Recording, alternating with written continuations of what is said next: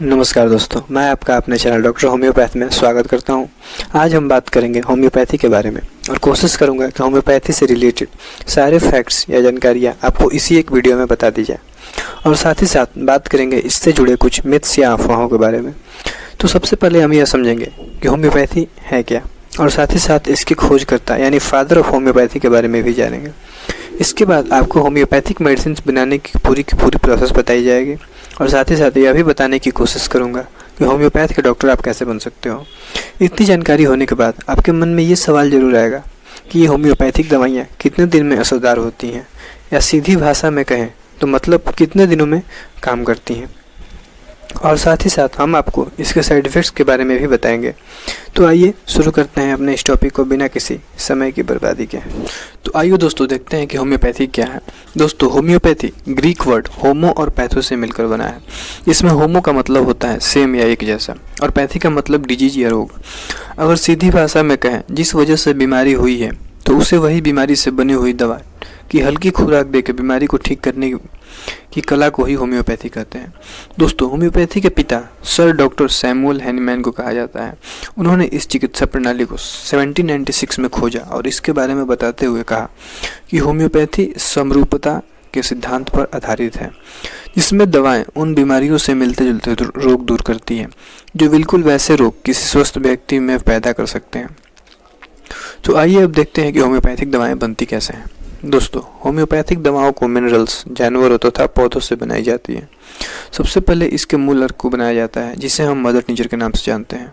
उसके बाद मूल अर्क और अल्कोहल की मदद से एक एक करके अलग अलग बैक पोटेंसी बनाई जाती है और अलग अलग पोटेंसी बनाकर इनके द्वारा फिर बहुत सारी कंपोजिशंस तथा कई प्रकार की पेटेंट दवाइयाँ बनाई जाती हैं।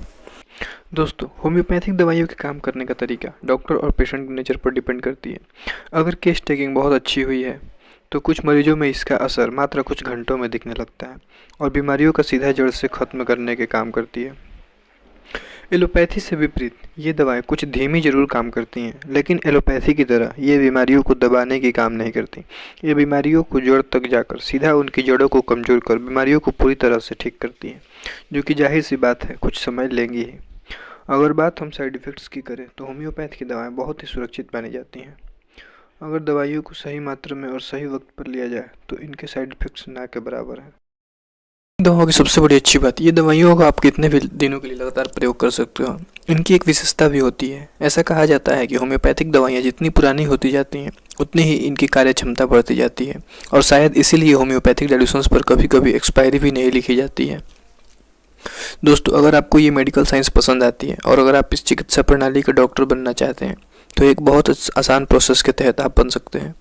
इसलिए आप सबसे पहले नीट एग्जाम क्लियर करके अपने मनपसंद होम्योपैथिक मेडिकल कॉलेज में दाखिला ले सकते हैं। 5.5 साल की कठिन अध्ययन और प्रैक्टिस के बाद आप होम्योपैथिक डॉक्टर बन सकते हो। और स्पेशलिस्ट बनने के लिए आपको नीट पीजी में बैठना होगा। इसके बाद एमडी कर सकते हो।